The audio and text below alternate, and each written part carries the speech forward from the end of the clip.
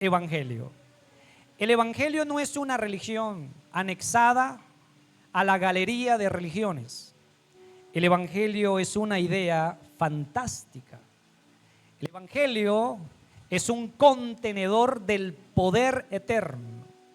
En el evangelio está el poder de la transformación para todo aquel que cree. Y esa palabra la encontramos en ese texto. Pues nuestro evangelio, Pablo le está hablando a los tesalonicenses. Él está testificando cómo el evangelio transformó esa comunidad tesalónica. Recuerde que Tesalónica en el tiempo de Pablo estaba bajo el yugo de la esclavitud y de las tinieblas. Cuando se trajo el evangelio a Tesalónica, muchos respondieron a la fe.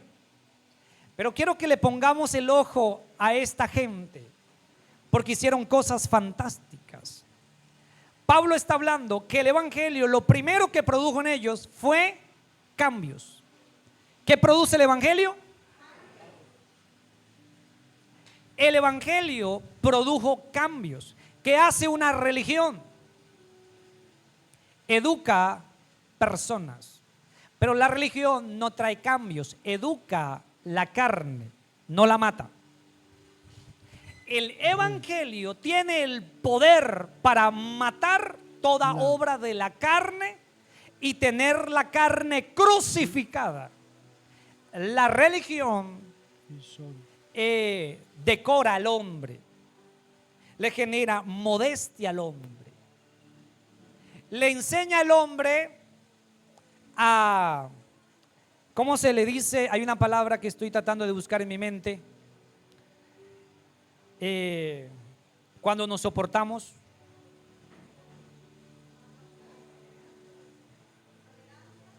nos enseña la religión, nos enseña a ser tolerantes, ¿cierto que sí? A tratar de aceptarnos los unos a los otros. Pero tomes a un religioso y provóquelo y verá el volcán que explota y todo lo que le sale de adentro. La religión lo primero que hace es maquillar lo externo. El evangelio comienza de adentro hacia afuera. Lo primero que hace el evangelio cuando alguien lo recibe por la fe es darle vida a una parte de nosotros que se había muerto por nuestras malas prácticas, llamada pecado. Vino el Espíritu Santo e impartió la vida de Cristo a nuestro espíritu, y entonces nuestro espíritu resucitó. La resurrección tiene que darse en nuestras vidas. Por eso es que hoy estamos celebrando resurrección. Celebramos que Cristo, el que da vida, resucitó, pero también celebramos que su poder nos resucitó a nosotros con él. Aleluya. Esto es glorioso del evangelio. Pablo era un hombre de profundas filosofías, argumentos muy sólidos. Pablo era un apologeta. Pablo sabía defender la ley. Pablo sabía oponerse a los argumentos de aquel entonces que contradijeran las cosas de la ley. Pablo tenía historia de Dios en su cabeza. Pablo tenía conceptos de Dios en su cabeza, pero no lo conocía. No lo conocía. Porque cuando Cristo se revela a Pablo, Pablo no sabe cómo reaccionar. Y eso solamente es el comportamiento de alguien que no lo conoce. No lo conoce. Entonces Pablo trae el evangelio a los tesalonicenses, y luego Pablo está notando que el evangelio produjo cambios. Diga conmigo, cambios. Todo aquel que ha abrazado el evangelio de Jesús, lo primero que se manifiesta en ellos son cambios. Pregúntele a la persona que está a su lado, ¿cómo estás de cambios? Yo soy así y así me quedo. No. ¿Así me enseñaron los abuelos? No. Si tú conoces a Jesús y recibes su evangelio, en ti hay cambios notables. Lo segundo que Pablo comienza a decirle a los creyentes de Tesalónica es que cuando ellos recibieron el evangelio, resultó que Dios los llamó ¿qué? Que Dios los llamó escogidos. Que Dios los llamó escogidos. Entonces todo aquel que recibe el evangelio de Jesucristo, el resucitado, comienza a ser un escogido o un elegido. Todos los elegidos o rechazados solo son elegidos o rechazados por causa de el evangelio.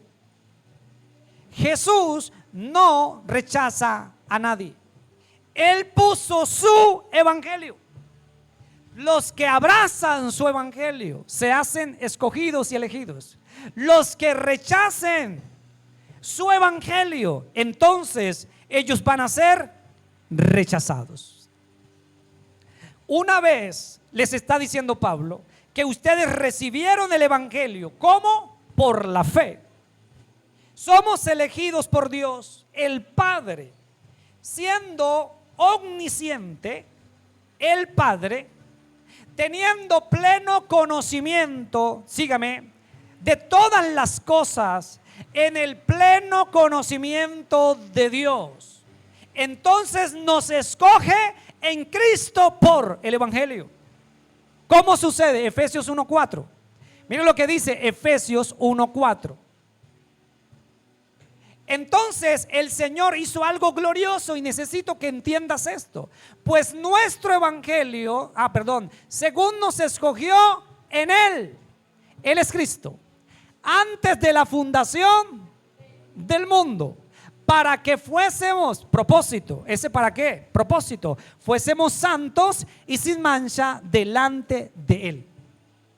Dios en su pleno conocimiento de los tiempos, de las generaciones, Él trajo a la tierra el evangelio, para que a través del evangelio, aquellos que le dijeran sí al evangelio, entonces fueran escogidos para ver su bien. ¿No les parece glorioso eso? Dios no escogió al final, Dios escogió antes de comenzar. ¿Y por qué? Porque pudo ver el final. ¿Para qué esperar el final si ya lo estoy viendo? ¿Para qué esperar el final si ya sé quiénes son? Ustedes, diga, ese soy yo. ¿Para qué esperar el final si ya los conozco por su nombre? Aleluya. ¿Para qué esperar el final si sé que me van a decir que sí? Entonces, ahí somos escogidos. Diga conmigo, soy un escogido. Soy un elegido. Toque a la persona que está a su lado y dígale, ánimo, elegido. Regresemos a Primera de Tesalonicenses, capítulo 1, versículo 5. Después del evangelio sigue una palabra, pues nuestro evangelio no llegó a vosotros en palabras solamente, sino también en poder. Diga conmigo, poder. Siento que a esto le está pasando poder. Ahora, ese poder aquí es claro. Ningún ser humano puede moverse en poder en su humanidad. Hay alguien, cierto que sí, que es fuente de ese poder, y es el Espíritu Santo. El evangelio tiene intrínsecamente un poder, y ese poder lo da el Espíritu Santo. El evangelio se transmite a través de vasos, personas, ¿cierto que sí? Que pueden ministrar un poder, ¿cierto que sí? Por el Espíritu Santo. Aleluya. Y luego aparece la palabra certidumbre. En plena certidumbre de fe. La palabra certidumbre es una seguridad plena y completa. En otras palabras, Pablo está diciendo que la gente de Tesalónica tenían una confianza plena, total, en el evangelio. La pregunta es si tú la tienes. ¿Tú tienes la confianza total en el Evangelio? ¿Tienes la confianza total en sus palabras? ¿Crees tú que Dios es fuego consumidor? ¿Crees tú que Dios es bueno? ¿Usted cree que Dios es proveedor? ¿Usted cree que Él es misericordioso? ¿Usted cree que Él es sanador? Ellos tenían certidumbre de fe, una seguridad plena y completa. Y esto es muy importante. Hoy día hay un fenómeno. Hoy día hay un fenómeno en el pueblo de fe, que creen unas partes, las que se acomodan a ellos, y otras las ignoran. Creen que unos mandamientos son para un grupo de personas y otros son para otros. Hasta donde yo sé, aleluya, ahora sí, gracias ingenieros. Hasta donde yo sé, sus mandamientos son para todos. ¿Cuántos dicen amén? Sus promesas son para todos. Su espíritu es para todos. Él no puso rangos ni estratos en las personas. Es para todos. Su gracia es para todos. Su poder es para todos. Aleluya. Pablo le está diciendo: veo que tienen seguridad y plena confianza. Pablo está diciendo que cuando reciben el Evangelio, ellos deberían tener y tuvieron total seguridad de que lo que Dios nos ha dicho acerca de salvarnos, délo por hecho. Délo por hecho. Dios se ha tomado el tiempo. Si tú no confías en Dios, leyendo la Biblia, entonces hay una Biblia invisible llamado tiempo. Dios en el tiempo ha venido realizando una serie de hechos, y en cada hecho ha mostrado su fidelidad. ¿Por qué confía en la gente usted? Dime por qué confía en la gente. A todos nos cuesta creer en una persona de la noche a la mañana. ¿Es verdad? Nos cuesta. Mire, le presento a este querubín ángel. Hasta no ver, no creer. ¿Sí o no? Que me muestre que es querubín y serafín.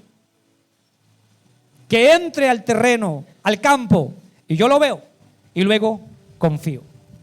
Pero cuando me presentan a alguien del quien tenemos registros de su fidelidad, de su lealtad, de su poder, de su gracia, por más de 1000 generaciones, de aquí para atrás y de aquí para adelante, Él es digno de nuestra confianza.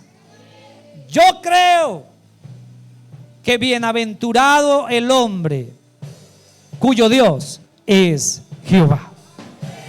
Yo creo, envió su palabra y los sanó. Yo creo que la palabra trabaja a favor nuestro. Con todo mi corazón lo creo. Y estoy dispuesto a lo que toque por sostener mi creencia en el tiempo. Yo creo eso. Te quiero preguntar, ¿es tu convicción? ¿Es tu seguridad? Totalmente. ¿Crees que Él es fuego consumidor?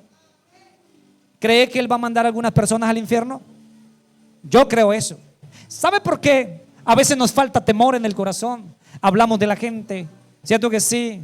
Decimos cosas, nos disgustamos, nos resentimos, nos acostamos ofendidos y un sinnúmero de cosas en la cabeza de los seres humanos, porque no creemos que Él es fuego consumidor.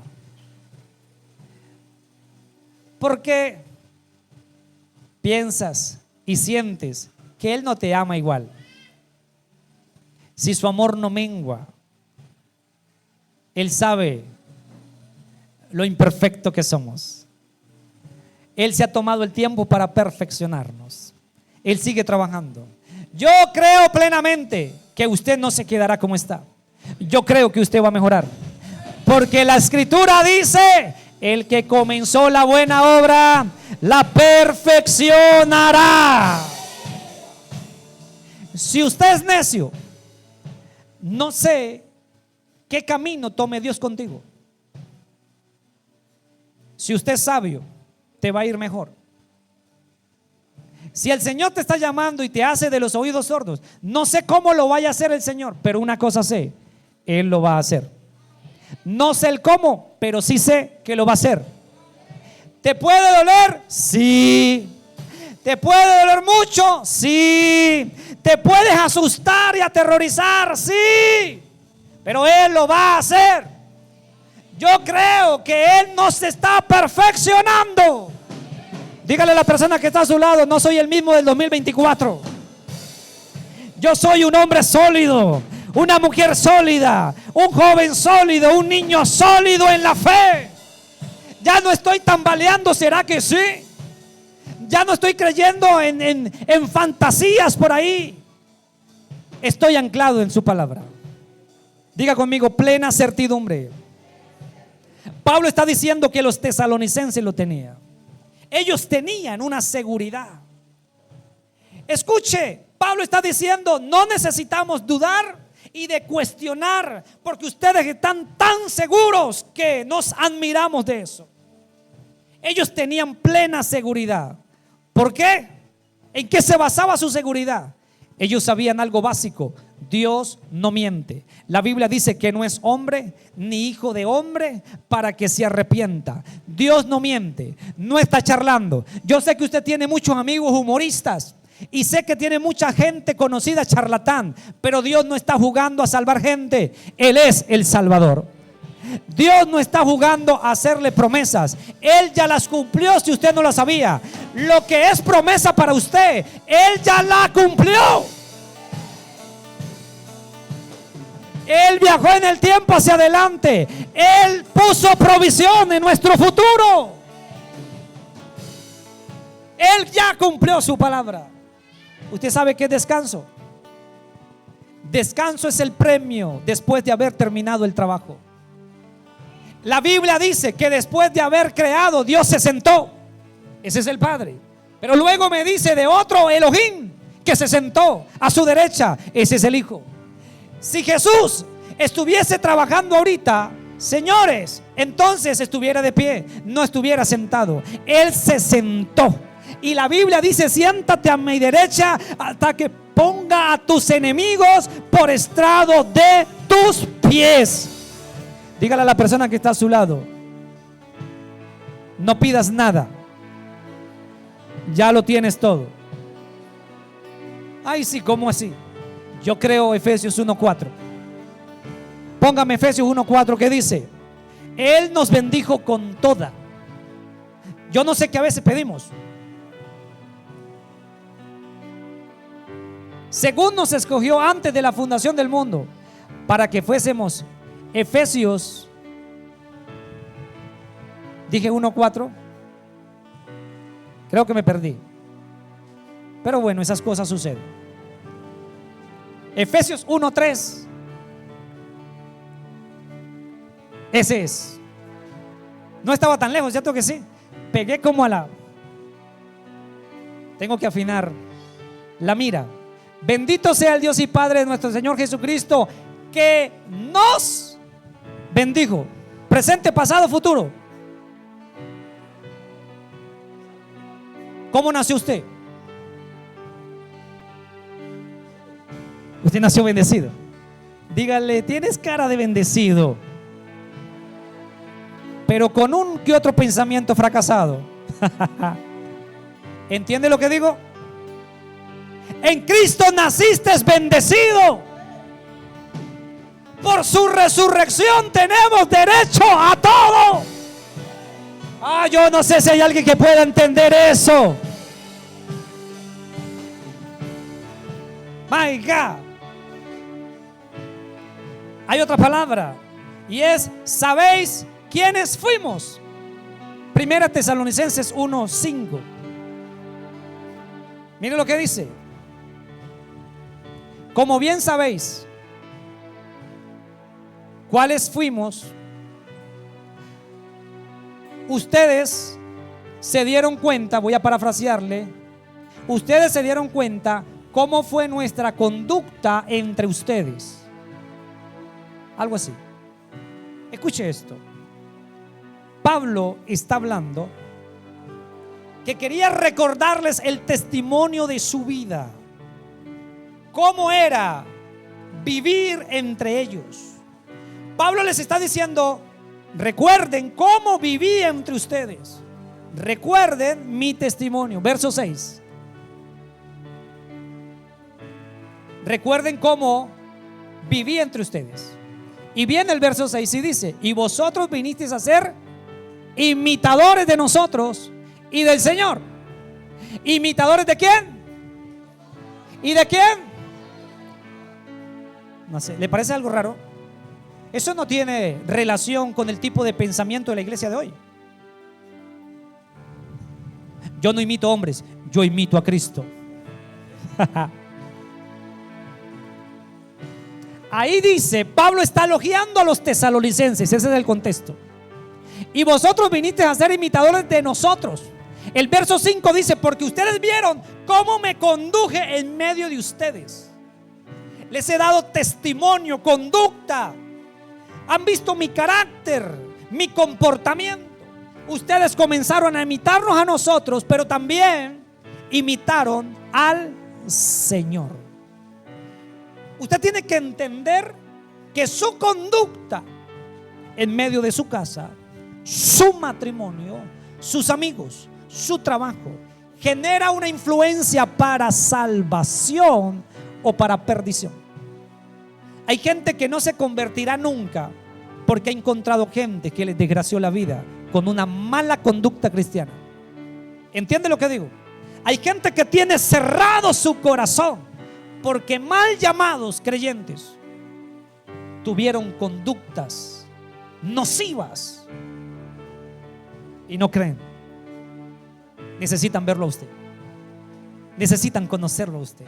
Necesitan ver una conducta de luz en usted para que su corazón vuelva a abrirse de nuevo a Cristo Jesús. He conocido a muchos que son sinvergüenzas. He conocido a muchos que son mentirosos. Pero un día conocí a un hombre que al verlo a él era ver a Cristo en la tierra. Pablo dijo: el que me ha visto a mí ha visto a Cristo. No ha visto un santanderiano, ha visto a Cristo. ¿Cómo está con tu conducta? ¿Cómo es tu lenguaje? Tú puedes ser educado, tienes un lenguaje educado y maldiciente a la vez. ¿Entiendes lo que digo? Tú puedes ser educado, refinado en tus palabras y maldiciente a la vez. Recuerda que la maldición son unas palabras bonitas. Nunca nadie coma fruto de ti, eso no sonó feo. Pero la higuera se murió. ¿Sí o no? Educado pero maldiciente. Pero tú puedes ser una persona educado que habla palabras de vida. La Biblia dice: bendecid y no maldigáis. Bendecid y no maldigáis. Cuando te dé piedra con la gente, habla bien de ellos, lo bendigo. Es un próspero. Descarga su furia hablando bien de la gente. Les irá bien. Que el Señor los bendiga en el nombre de Jesús de Nazaret. Y cuando menos acuerda, usted no supo para dónde se fue la ira, porque la ira no puede sobrevivir donde hay palabras de bendición para otro. Ahí le llegó fecha de caducidad. Ahora diga conmigo: imitadores. Diga otra vez: imitadores. Ahora Pablo habla sobre la influencia que había traído la vida de él. Recuerde quienes visitaron a Tesalónica, ¿se acuerda? ¿Has leído? Pablo, Timoteo, Silvanos. Pablo, Timoteo, Silvanos. ¿Quiénes fueron el ejemplo de Tesalónica? Pablo, Timoteo y Silvano. Ahora, ellos se volvieron imitadores de ellos, pero también se volvieron imitadores del Señor. Diga conmigo: imitadores. No solamente hacían las cosas que Pablo hacía, sino que también estaban haciendo las cosas que Cristo en persona también haría. Otra vez, no solamente estaban haciendo las cosas que Pablo hacía, sino que también estaban haciendo las cosas que Cristo haría. Ellos estaban imitando a Jesús en su caminar, en la relación con las personas. Vivían de una manera que manifestaba la presencia de Jesús. ¿Usted vive así? Hacían las cosas que Jesús hacía. La escritura nos enseña de dos tipos de personas. La primera es seguidores. Diga conmigo: seguidores. La palabra seguidores es una palabra general. Cuando usted lee los evangelios, usted va a escuchar que mucha gente seguía a Jesús por el pan. Otros lo seguían por milagros. Otros lo seguían, cierto que sí, por las maravillas, por las liberaciones. pero otros lo seguían con el corazón correcto.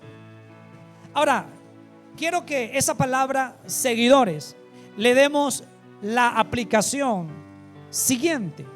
Los seguidores es un grupo de personas que se mantienen cómodos en el patio, mirando hacia el lugar santo, pero que no entran. Los seguidores pueden tener teología, filosofía, historia, datos, información. De hecho, los seguidores pueden tener información ordenada. Cuando ustedes los escuchan, ustedes se asombran de cómo y cuánto hablan de Jesús, pero no lo conocen. No lo conocen. Ahora, la palabra imitador en Occidente está mal vista, porque imitador en Occidente es casi hipócrita. ¿Sí o no?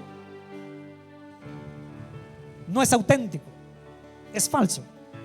Pero en el pensamiento hebreo, la palabra imitador tiene una idea totalmente diferente. Seguidores e imitadores en la idea hebrea son muy similares. Pero le voy a dejar seguidor occidental, imitador oriental, para poder llevarlos a que comprendan algo. Los seguidores, ellos se mantienen cómodos, es gente cómoda. Un seguidor es un religioso. Un seguidor tiene información histórica, lo acabé de decir. Hablan del regreso del Señor, pero no están preparados. Los seguidores hablan de la oración y no oran. Los seguidores hablan de obedecer la palabra y no la obedecen. Los seguidores regalan versículos a sus amigos, pero le dan malos ejemplos. Los seguidores repostean predicaciones que ellos no escuchan. No saben ni por qué la publican.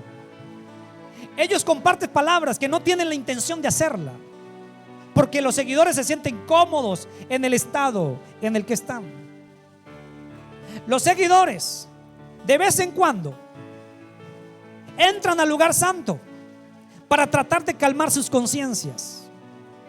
Los seguidores vienen a un lugar una vez al año a visitar el lugar santo con el fin de tranquilizarse.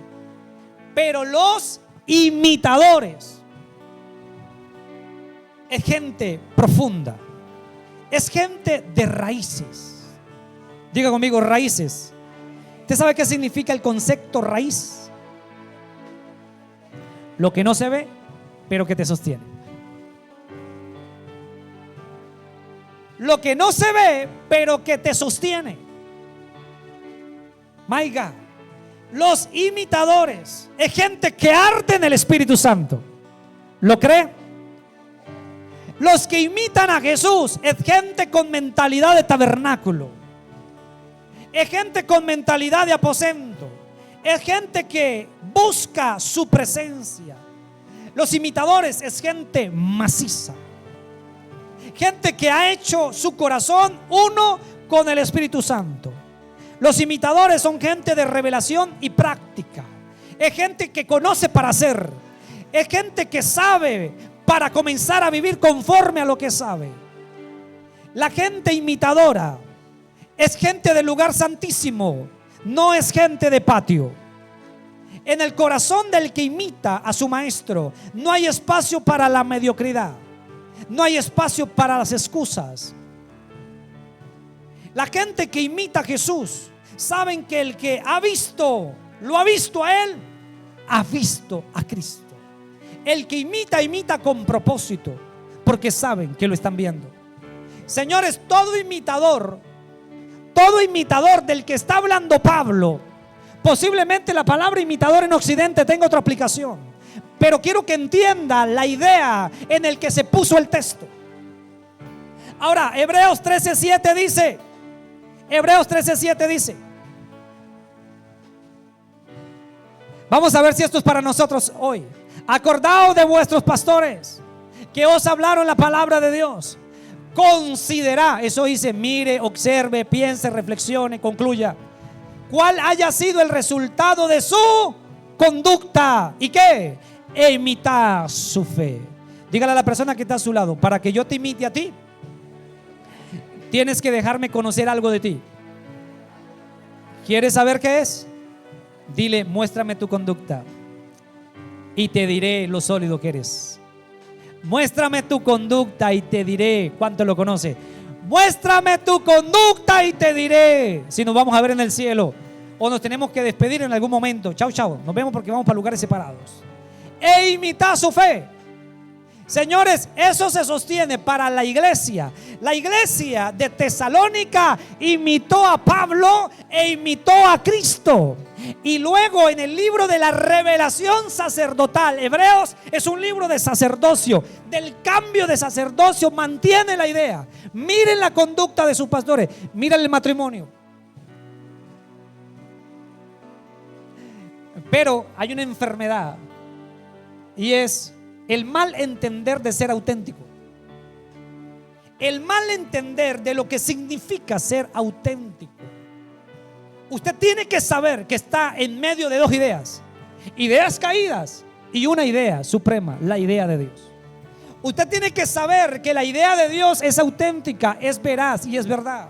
Pero usted tiene que saber que las ideas de los hombres, escuche bien esto, las ideas de los hombres no te van a salvar.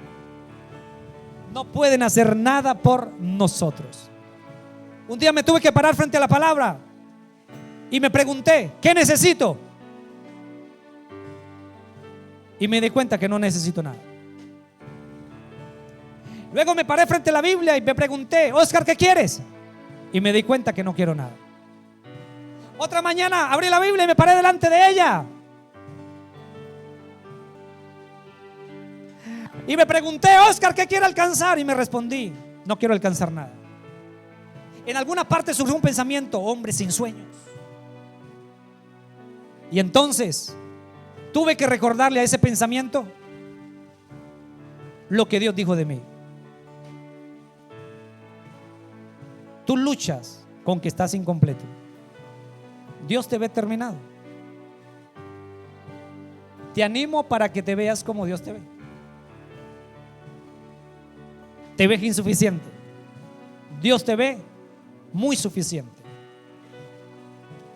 Te presentas delante de Él descalificado. Dios te ve acto. En Cristo te ve acto. En Él te ve acto. En Él te ve perfecto. En Él te ve hermoso. En Él te ve terminado. ¿Entiendes lo que digo? Y entonces le dije: no necesito nada porque lo tengo todo. Si tú lo tienes todo, ¿qué necesitas? Agarró la idea de Dios y los bendijo con todo en lugares celestiales en Cristo Jesús. Diga: yo lo tengo todo. Toque a la persona que está a su lado y dígale: entérate, papito, que tú eres un bendecido completito. Dile: no necesitas nada. Solo necesitas comprender, entender y conocer que lo tienes todo para que empieces a alabar, a regocijarte, a adorar al Eterno, que somos más que vencedores en Cristo Jesús. Aleluya. Grita: lo tengo todo. Y pastor, y la búsqueda en el matrimonio perfecto. Y pastor, y la búsqueda de la felicidad. Si tú lo tienes todo, revisa en qué página está la felicidad. Y ellos han vencido. Apocalipsis dice: ¿por qué vencieron? Por la sangre. 2, ¿por qué vencieron? Por su confesión de fe. Mírame acá toditos. Retén un poquito la respiración. Ubícame entre sus pupilas. Mírame acá. Son las 9 y faltan 10 para las 10. Jesús me dijo que en un minuto nos levanta. Más de uno se sintió que no estaba listo. ¿Sí o no? Más de uno se sintió que tiene algo que resolver. ¿Sí o no? Porque ustedes se quieren salvar por sus propios méritos. Estoy aquí para recordarle que Cristo resucitó. y que la salvación nos fue dada. Y para mantenerla es por la fe. La recibiste por la fe, caminas en ella, te mantienes en ella, y cuando suene la trompeta serás levantado por la fe. ¿Cuándo nos escogió Dios? Antes de, no al final de. ¿Te das cuenta que no te ves salvo? En tu mente no está la idea de salvo. En tu mente está la idea de que te falta algo todavía, que todavía no está lo suficientemente maduro. ¿Cuándo me escogió Dios? Antes de, porque Él ya vio el final. Yo estoy aquí por la fe, en los méritos hechos en la cruz del Calvario, por la sangre derramada en la cruz del Calvario. Si en un minuto sonare la trompeta, yo no sé usted, pero yo me voy. Aquí no me voy a quedar, pero yo me atrevo a creer que tú te vas a ir conmigo también, porque Él murió por ti, Él murió por mí, y su sangre es suficiente. Bienaventurado el hombre que ha sido perdonado sus pecados.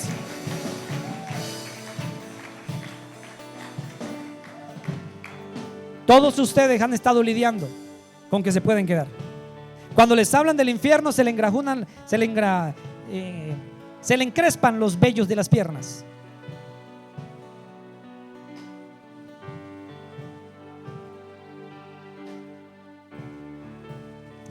Vive como si Él viniera ahora. ¿Quieres santificarte? Piensa como si Él viniera ahora. Camina sabiendo que Él te ve a diario. Nunca, le voy a decir una cosa que le va a ayudar. Si usted es de aquellos que le gusta hacer trampa en secreto, jamás podrás pecar en privado. Todo pecado contra Dios se practica delante de Él. La Biblia dice que sus ojos recorren la tierra. No te puedes esconder. Por eso la Biblia dice que nada hay oculto entre el cielo y la tierra que no haya de manifestarse. Y le tengo una mala noticia: si estás guardando algo o tienes un guardado, te recomiendo que te arrepientas y te apartes. No esperes ser avergonzado.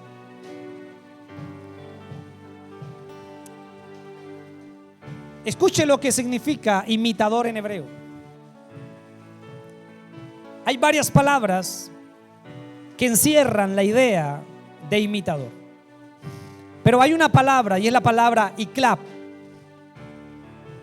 a un imitador, y se refiere a alguien que sigue y emula comportamientos, acciones y los valores de otra persona.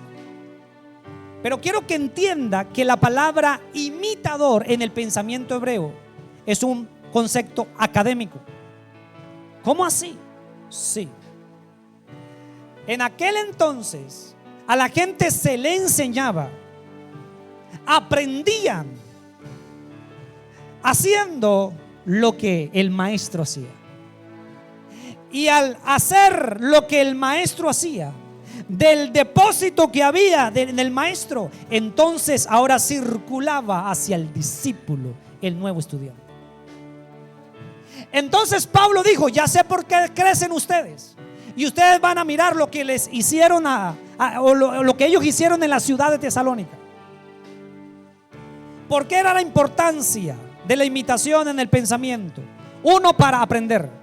2, eran modelos a seguir. Y 3, desarrollo personal. Esas eran las 3 ideas que encierran el concepto en el pensamiento hebreo de imitar.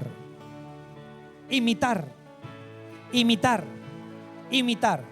Ahora, se ha degradado tanto en nuestra generación la radicalidad y el ejemplo, que ya ni en casa el papá se preocupa por darle ejemplo. Le dice al niño: no mienta, pero cuando vienen a cobrarle le dice: diga que no estoy. Las peores confusiones en la mente de los niños se generan por parte de los padres. Yo no sé si a usted le pasó. Voy a decir algo y si a usted le pasó, levánteme la mano. Yo no sé cuántos llegaron a pensar de su papá y de su mamá que estaba loco, porque decían unas cosas, hacían otras. Pero en alguna parte de la cabeza de los papás y de las mamás piensan que sus hijos son como medio tontos y bobos. Ellos se dan cuenta de todo. Escuchen a un niño hablar, ellos se dan cuenta de todo. Si eres maestro, ellos te miran todo. El mejor concepto de un maestro lo da un niño. La mejor conclusión de un padre la da un niño. El que mejor conoce a un pastor es la iglesia que pastorea a ese pastor. Lo trágico es que si calumnian al pastor, algunos se quedan callados. ¿Sabe quién se calla? Quien no sabe quién es el pastor. Pero el que sabe quién es el pastor dice: cállate la boca, cierra el pico. Yo sé quién es, camino con él, como con él, sé cómo piensa él. Luego dice en el verso 6, recibiendo la palabra. ¿Cómo se convirtieron? Estamos en 1 Tesalonicenses. ¿Cómo se convirtieron en imitadores? Recibiendo la palabra. Ellos seguían al pie de la letra cada palabra, estudiaban cada palabra, estudiaban acciones, conductas, comportamientos, recibiendo la palabra. Ahora, todo lo que se recibe en medio de un tiempo. Para recibir hay que saber de tiempo. ¿En qué tiempo estaban ellos? Aparece la palabra tribulación. Diga conmigo, ¿quién recibe en tribulación? Dígame, ¿quién recibe en tribulación? Ahora, en la traducción al inglés, del original al inglés, la palabra tribulación es la palabra aflicción. La idea correcta es aflicción. Pero a nosotros nos llegó la palabra tribulación. Ellos recibieron la palabra en aflicción. Dígale a la persona que está a su lado: la aflicción es buena. Pero Occidente la ve como una tragedia. Es verdad. En la versión inglesa se usó la palabra aflicción, que traduce tribulación. Pero tenemos que entender que la aflicción es buena. ¿Por qué, pastor? Porque la aflicción obra en la vida del hombre para producir un cambio. Hay cosas que usted no va a cambiar normalmente. Hay hábitos arraigados, ideas enfocadas en tu cabeza que no las vas a cambiar normalmente. Viene un tiempo llamado aflicción. En medio, entienda correctamente la aflicción. La aflicción genera un reseteo en nuestra cabeza. El que ha pasado hambre, ese momento de aflicción, que la solitaria, los usuros, las yardas te arañan el vientre, esperando pan y no baja. Después que pasa la aflicción y vuelves a comer pan, a partir de ahí no se pela una acción de gracias. Antes de la aflicción da gracias. Ay, a mitad de comida recuerda que tiene que dar gracias. Pero la aflicción nos hace mejores personas. Ahora, quiero aclarar que Dios no es el autor de la aflicción, pero puede usar la aflicción para mejorar nuestra vida y nuestras condiciones.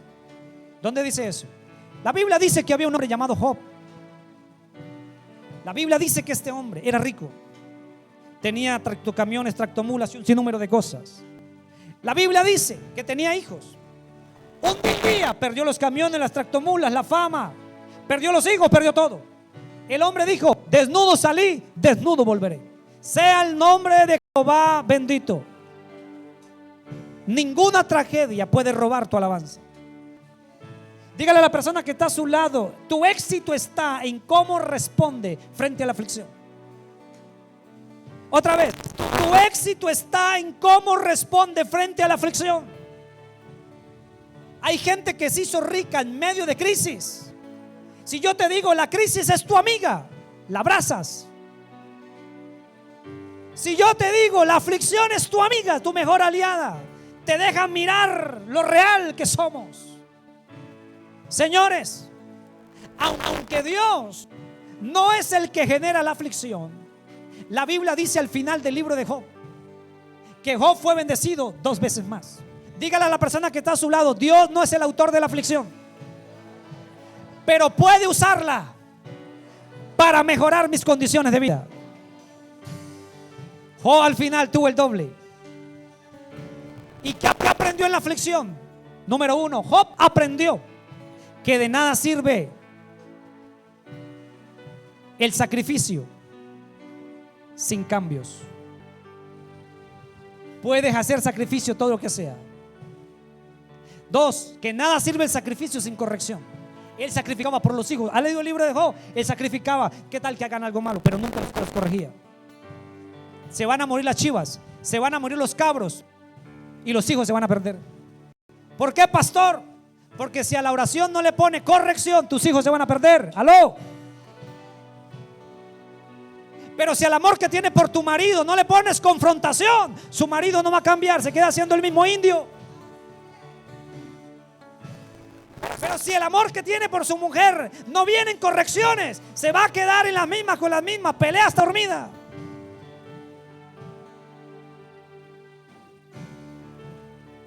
Tus amigos no van a mejorar si solamente oras, tienes que hablarles. No van a mejorar si solamente oras y le hablas. Ahora tienes que modelarle la vida de Cristo. La Biblia dice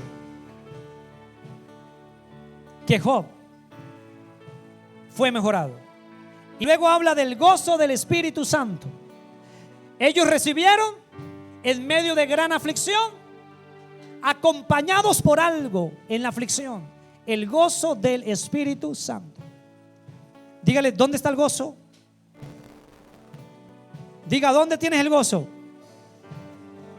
No puedes tener tu corazón sin gozo. Un corazón sin gozo es un corazón dado o propenso a un infarto. El gozo es la vitalidad de tu corazón. El gozo es la fuerza de tu vida. David, hay una sola manera para robarle el gozo al creyente: hacerlo pecar. Salmo 51: vuélveme el gozo. El gozo del Señor es mi fuerza. ¿Qué es una iglesia fuerte? Una iglesia que sabe gozarse en la alabanza. ¿Cómo estás de gozo? Mire, hay gente que no se goza. Pastor, es que no siento. El hombre de afuera se le va a poner al hombre de adentro. Siempre el hombre de afuera se le va a poner al hombre de adentro. Hay que liberar ese gozo. Nehemías 8:10.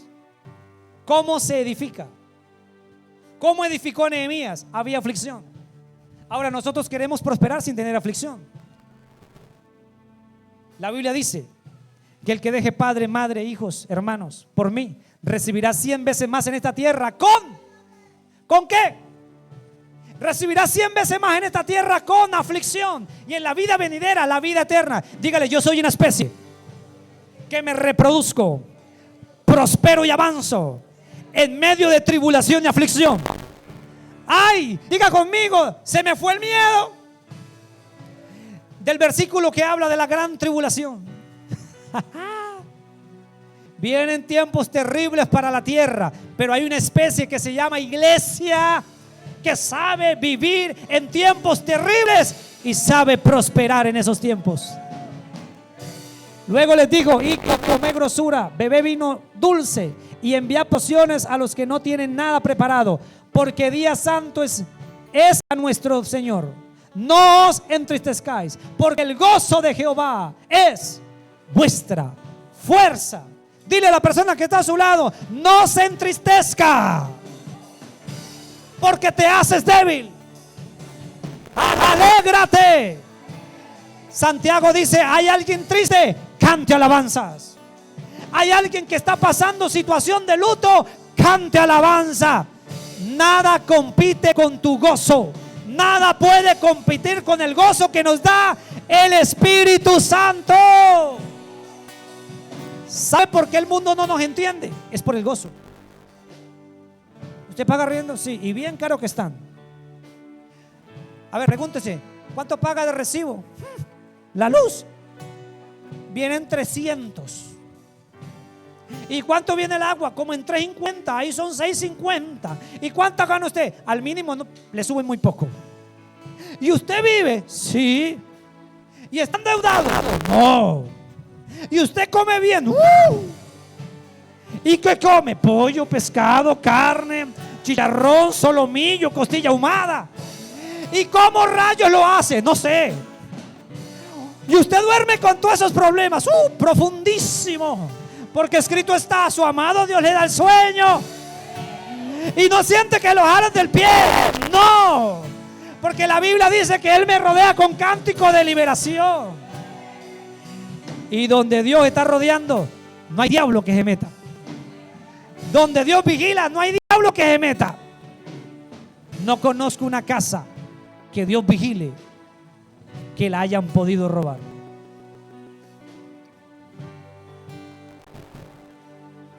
¿Y la mujer no friega? No.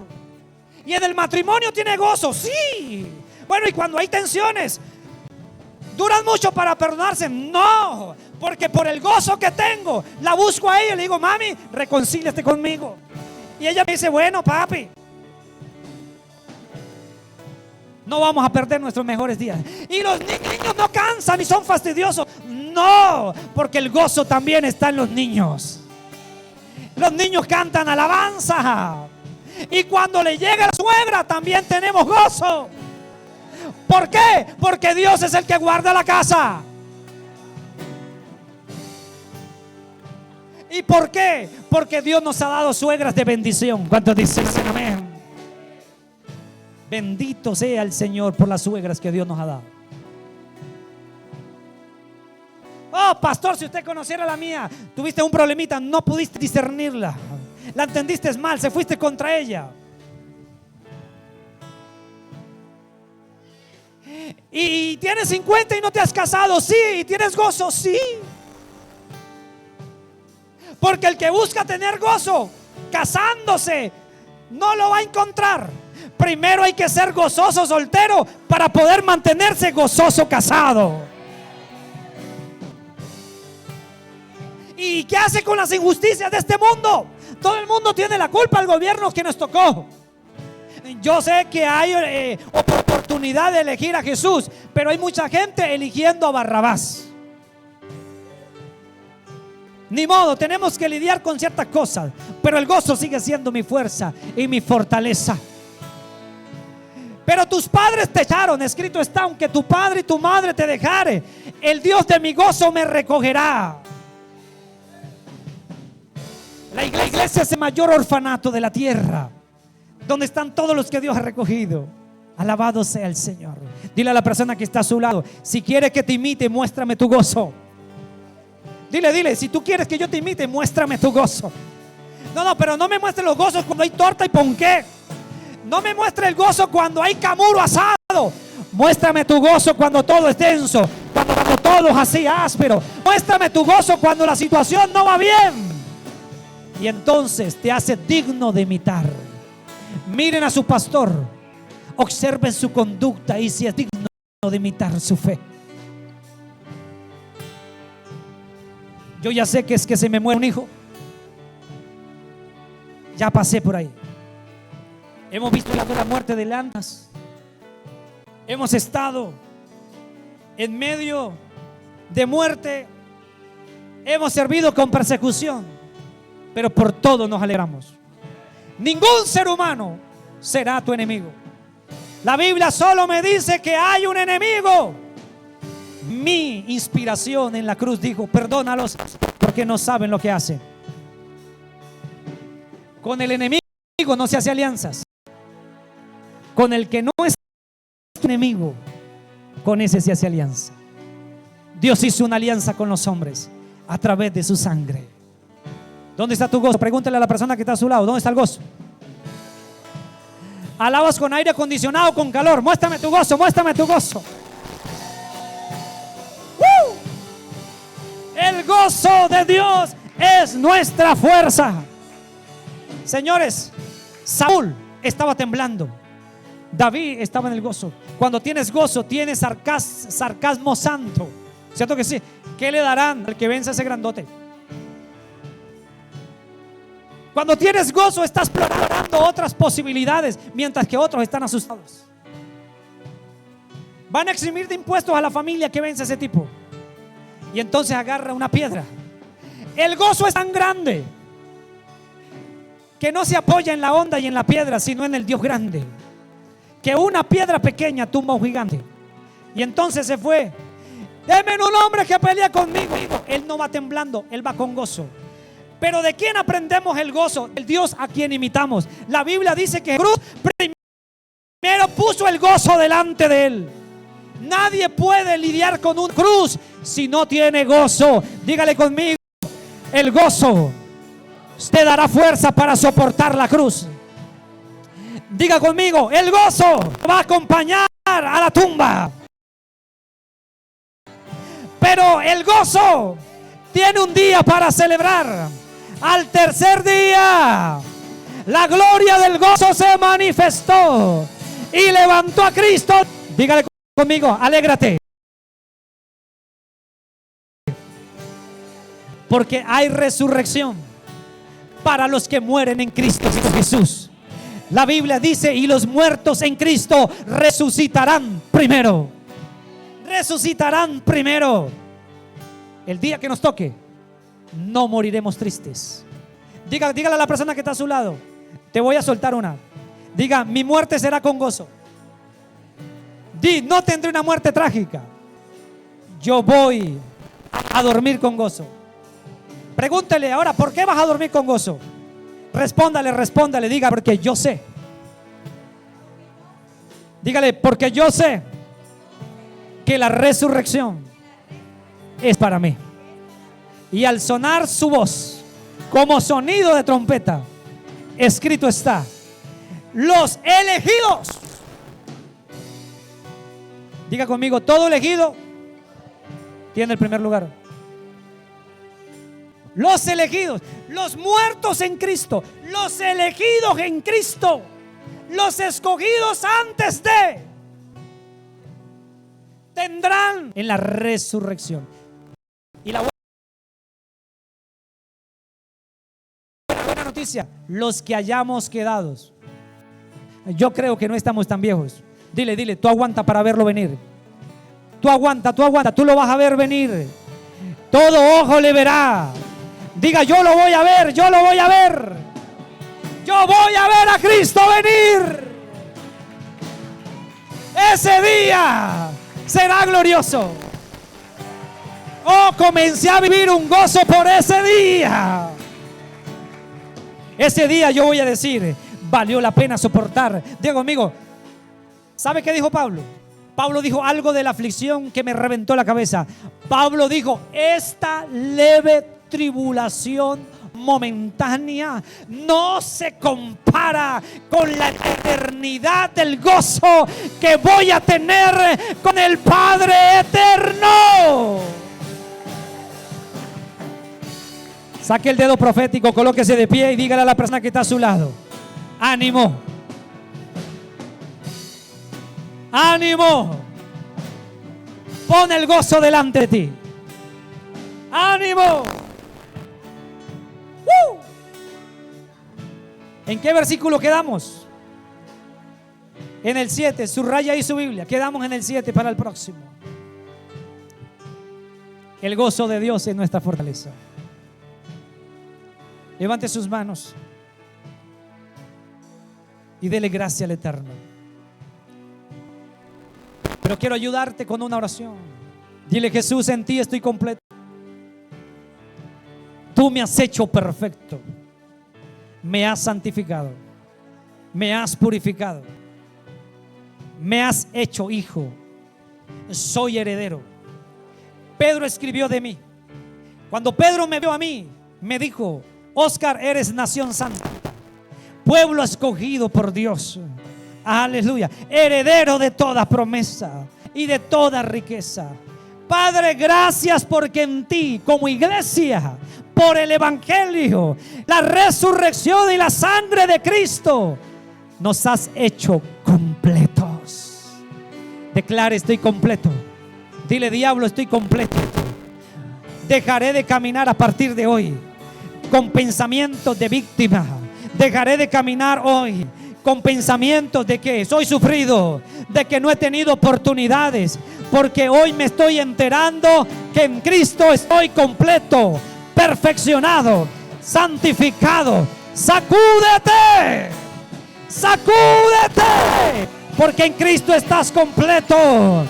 Deja de tener pensamientos débiles. Vive por la fe en Él. En Él estás completo. En Él estás perfeccionado. Apártate de lo que no conviene.